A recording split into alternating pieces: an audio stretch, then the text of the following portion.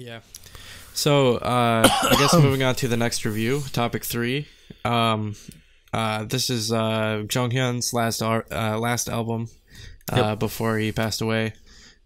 Poet, Artist. Yep. So we're reviewing Poet, Artist. Yep. The first song is Shinin, which is the title track, and got an MV.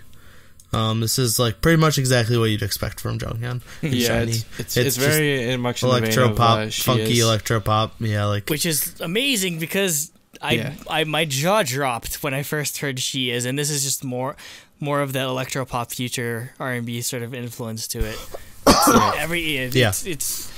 It's funny how like this has become like what Jonghyun's sort of known for, even though Shiny doesn't necessarily veer into this territory, but he does it so well that it's just sort of what I associate with his music nowadays.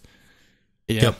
Yeah, actually, I love the chorus in the song, and I like this is probably my favorite out of his solo songs. No, I don't think anything can beat She Is for me. It's I like this better than She Is. I just love like it. It's such a colorful music video. The song's so happy and everything. Yeah. It's just so good. Yeah, it's so excellent. And just as a caveat for like both the previous album and for Artist and Poet, Jonghyun was involved in almost every single part of the production process, from lyrics to actual music production. Yeah, like it's literally like that Artist Poet thing. He's not bullshitting. Like it's literally like he puts so much thought. He puts so much of himself into his solo work, and it comes out so clearly. Yep. Like I mean even Tablo, like when he came out with his first full album, Tablo like tweeted like, "This is a true artist." Like I don't know, and I hold Tablo to a huge standard. So like to hear that from him, I think is a huge like honor, I guess, you know. And this opening up the album with this song is definitely like a really strong way of like opening up the tone and being like, "Yep, I'm back. You know, this is what I got." And yeah. Yep. So next song is Only One You Need. This is like electro house, tropical house, and I love it so much because I love house music. It's probably the closest anyone from SM has ever gotten to doing tropical house. Yeah, I think. It's just like Red Velvet does tropical house. Zoo, like Cool World and Zoo. Cool World and Zoo are tropical house. I put that under deep as opposed to less tropical. But this song, Mojito. But yeah, no, this song's just like, I don't know, I love this song so much. This one's good too. This is my favorite song on the album. It's like, it's just got this really cool like chill drop, and then it drops again after the chorus. But the first drop is like barely a drop. Like it's not what I expected at all. Yeah. It just kind of just like, I don't know how to describe it. You just have to listen to it. But it's really cool. And then after the chorus, it does an actual drop. Mm-hmm. Yeah. This really reminded me of Move. Taemin's Move. Yeah, and it sounds like a song that Taemin would put out as opposed to Jonghyun. It sounds like Taemin's Move, and it reminded me of Taeyeon's I Got Love. Like, it reminded me of both of those songs. Yeah. One thing I really liked about the song is its use of space. Like, it starts off very empty and then fills up as it goes along. That's something I really enjoy, is when artists like make use of the soundstage. Silence. Yeah. So and silence and stuff like that. Like what I meant by use of the soundstage is it like literally sounds like it's physically like filling up with more like instruments and stuff like that. Yeah. So, yeah. Andrew, anything else? That pretty much covers everything. Like it's my gushing over it covered everything. Yeah, pretty much. It's just excellent when it comes to like the production, vocals, everything about it is just so good. Yeah. Yep. Next is hashtag. Love the name of this sharp song. hashtag. It's hashtag. Pound hashtag. So this is another like funky pop song, but this is a lot more chill. I really like the laid back aspect of it, and he used a vocal style that really fit it. It's like he's really droning in this song. Yeah, it reminded me of like something like Zion T would make. Yeah. Which it makes sense because I think he takes a lot of inspiration from Zion T a lot as well. Because or at least like they're friends and whatnot, because they collaborated on his first mini album, his debut mini album. Okay. With Deja Vu, which is actually one of my favorite songs by him. Yeah, you're right. So I was definitely happy to hear this song and the style that he's doing. Yeah, the instrumentals, it's just like a really like solid R&B track, again, much in the same vein of Zion T. So yeah, it works well with Jonghyun's voice. For sure. Yep. Next is Grease. This is similar to Shinin, but it's got like more of a mysterious vibe. Is how my best way I could describe it.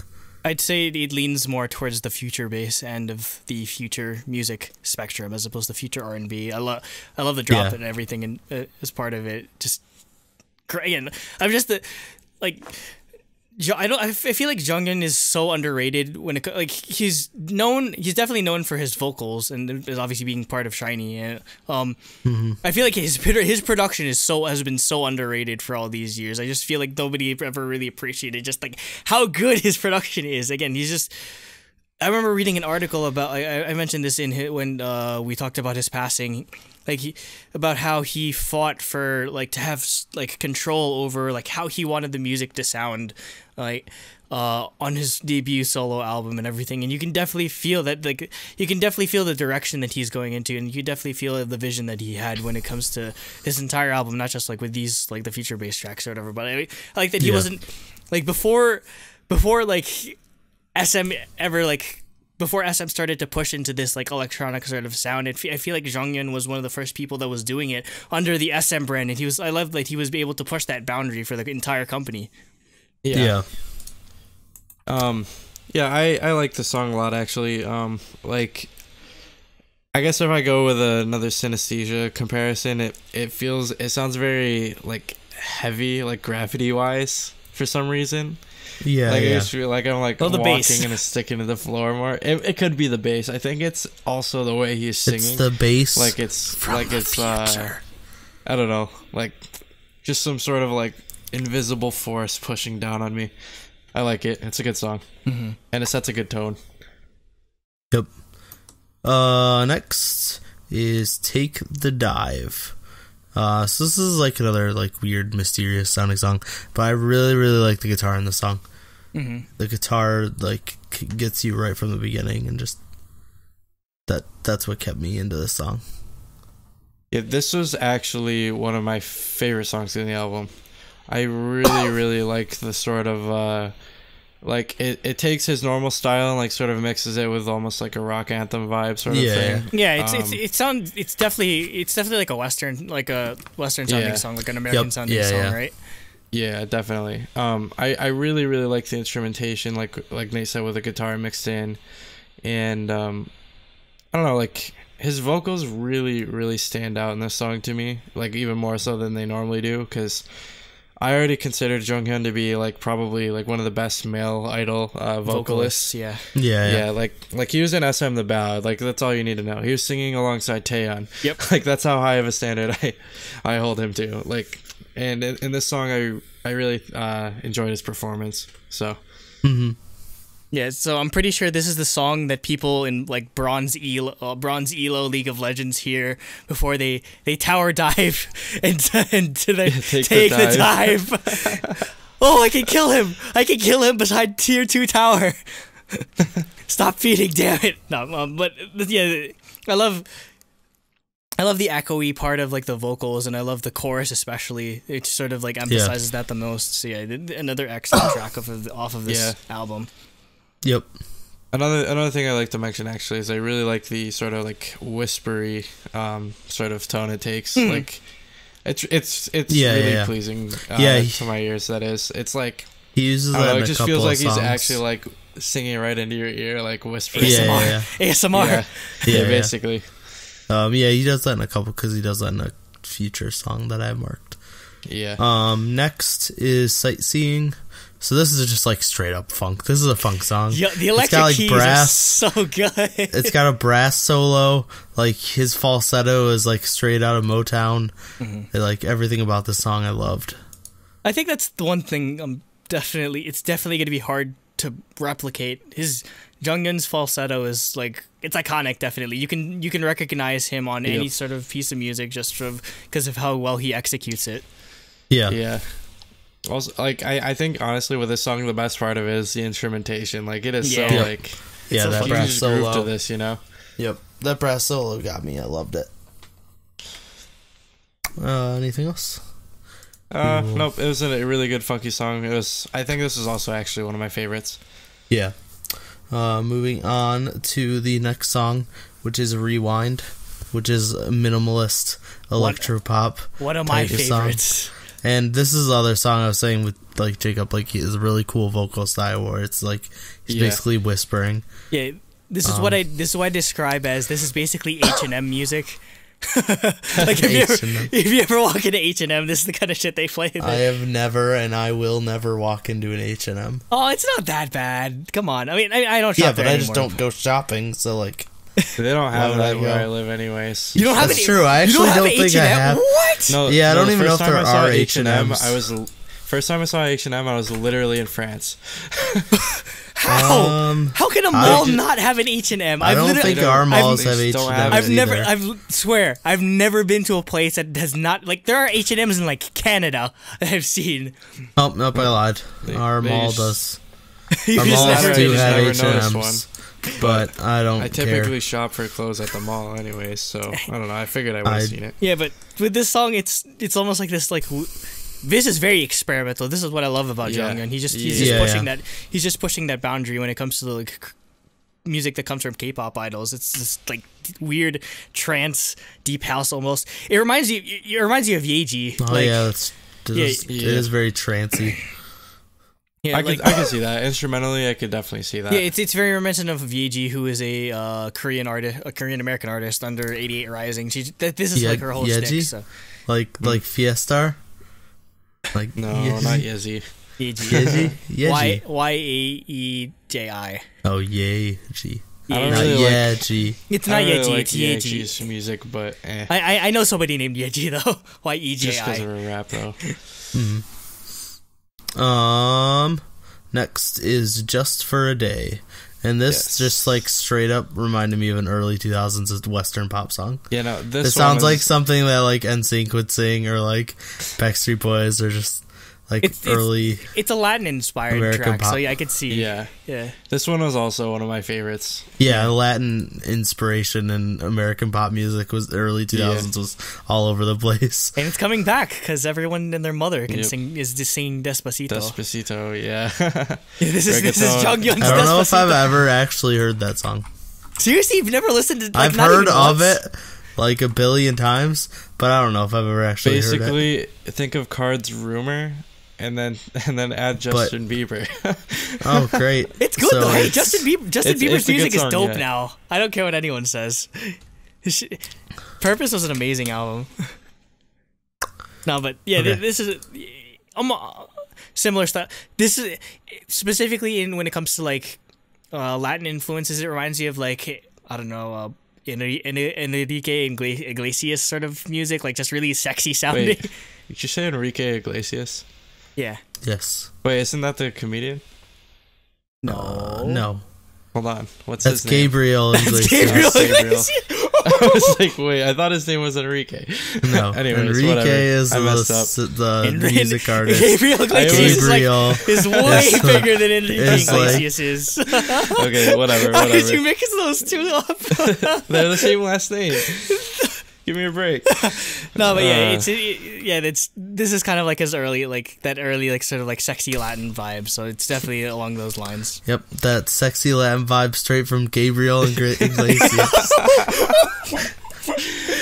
Oh goodness! Imagine this. Okay, that's why I was so confused.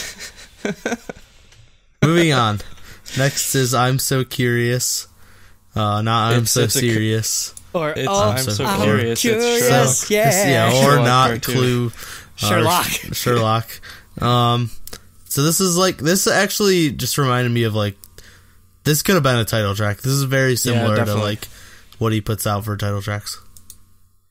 Mm-hmm. Personally, I think I like this actually more than Shinin. It's got like more of a like understated vibe from it, which I definitely enjoy from Jonghyun's music. Yeah. I guess I enjoy like sort of like something you can just vibe to, I guess, while it's playing in the background or while you're studying or whatever. This song does that for me. So it was chill. Andrew. Yeah, anything else? Not much else to cover about this song, but it is pretty funny though that it's almost like the same exact lyrics as Sherlock. Yeah, I know. I noticed that. I was just like, wait, Sherlock. Serious. God, that was such a good song. I think Sherlock might be my favorite. That might be so good. That's my favorite Sherlock Chinese song. is just like Sherlock a genius song because of the fact that it's a mashup, a perfect mashup of two songs. And then you don't even realize it until you get the album and you listen to them separate. No joke. This sounds really weird. No joke. I don't think I've ever listened to Clue and Note by themselves. Separate? I've only listened to Sherlock. I mean, I have because I've listened to the album a few times. No, I only listened to Sherlock. It's so weird freaky. sounding. Try it out. It sounds so weird. I don't know why anyone has ever done that again. Like where you. I know, it was a really cool idea. Yeah. Like make two half songs. Yeah, it worked perfectly. Mash together perfectly. They probably what it was. They had two demos and they're like, these aren't good enough to like release normally, and then they're like, they're pretty similar, so let's just mash them together and see what happens. Yeah. And they're like, wow, this is amazing. Next is Sentimental. This has got like sweet lounge piano. Yep. Super more like a lot more R&B than most of the album. R&B like beats, very New Job as Ask, where like it's just like chill piano vibe going in the background.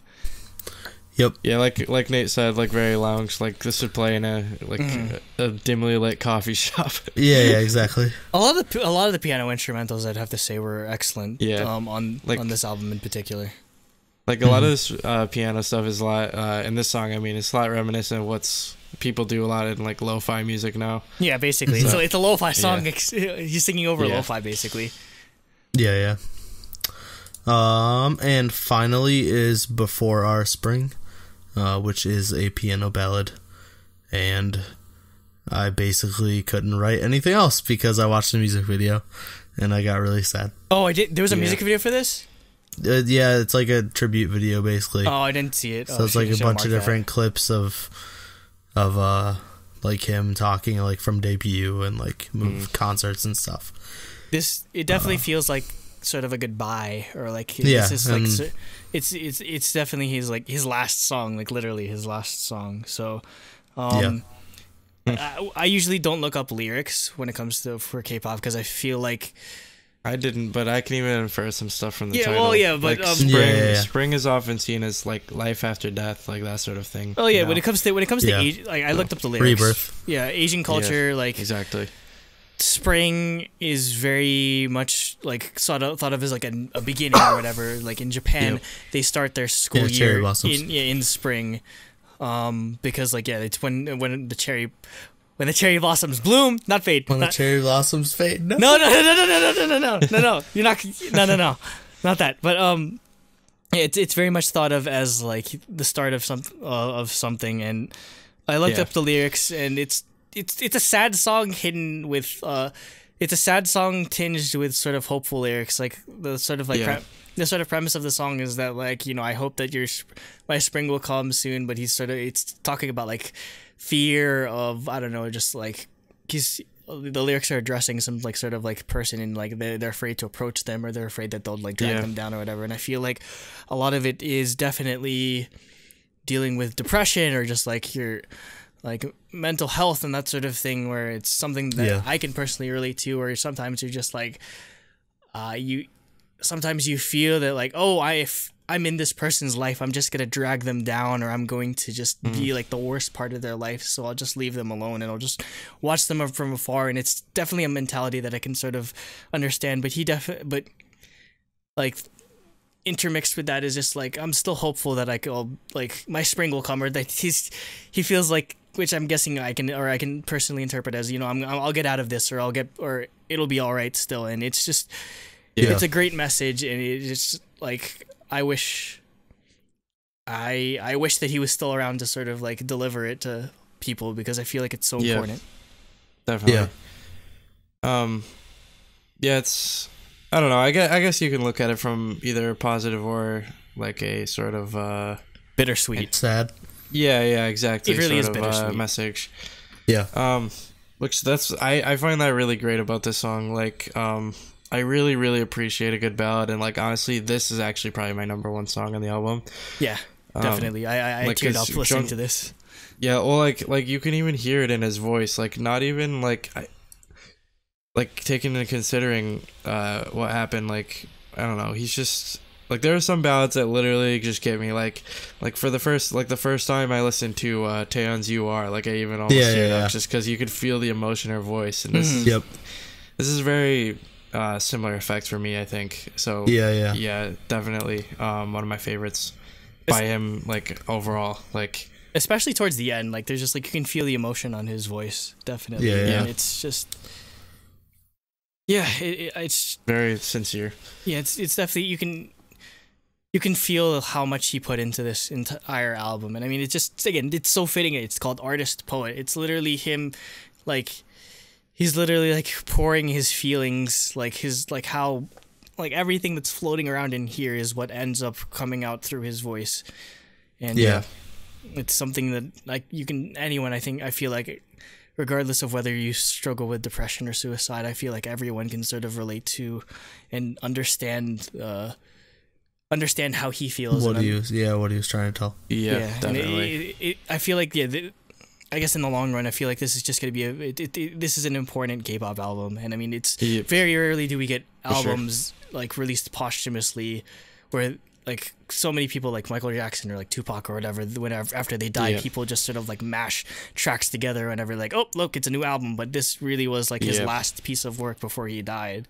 So it's, and as sad as it is to lose someone like Jonghyun, I feel like it's a fitting goodbye, and it's a wonderful like sort of thing to have, you know, just before, just as it's an everlasting memory of him. And it's imprinted there forever. We can celebrate his work and his genius in his life. So we thought it'd be disingenuous to actually rate this album, like numerically, so it's just not. I think it doesn't feel right. I think that being said, I think we can all agree that it's definitely deserving of truly Daebak status. Definitely. Fantastic album. It definitely gets the shiny. It definitely gets the shiny. Shiny. The shiny. Yes. Shiny gets the shiny. Shiny gets the shiny. Yeah, definitely. I couldn't think of a more deserving album than this. Yep. But we don't want to give it a number. Yeah. Okay. This is basically like a 9 Inch Nails song. Yo, it is so good. It's like industrial rock. Yeah, it was this is the best song of the year so far for me. Yeah, so I know. I put that up there. I would not. I am not denying that, and it just makes me more salty that we can't go to South by Southwest because both of them are going to be there, which means that you 100%. They're definitely.